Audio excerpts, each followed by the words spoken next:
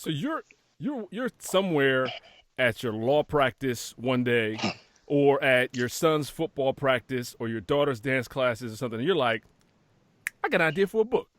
It's like, what happened? How did you go from patent lawyer to I want to write a book about contagion?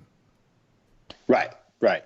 So 6 years ago, and I want to emphasize this, brother. 6 years ago, I was in a very contemplative mood, and I was asking myself existential questions like, what would the state of Black people in America be if slavery had been, for example, cut short at the end of the Revolutionary War?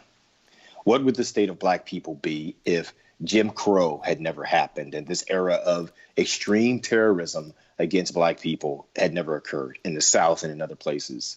What would the state of Black people be? And what would it look like for Black people with all our gifts, talents, and so forth to access the full benefit of what this country offers without the extreme systemic racism that we all deal with, both at a macro level and a microaggressive level.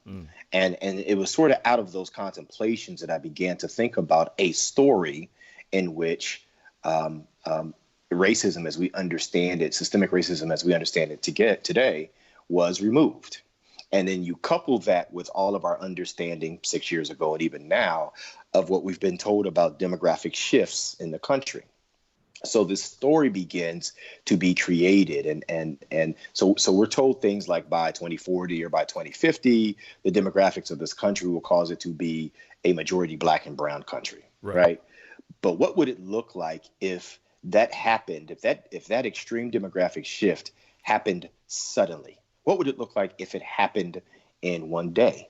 And if it happened in one day or over the course of a very short time period, what would be the mechanics behind something like that happening? Well, it would obviously have to be something happening to 2/3 of the population. So in my book, the virus impacts everyone, but essentially 1/3 of the population is essentially immune to the effects of the virus, and 2/3 of the population are not immune.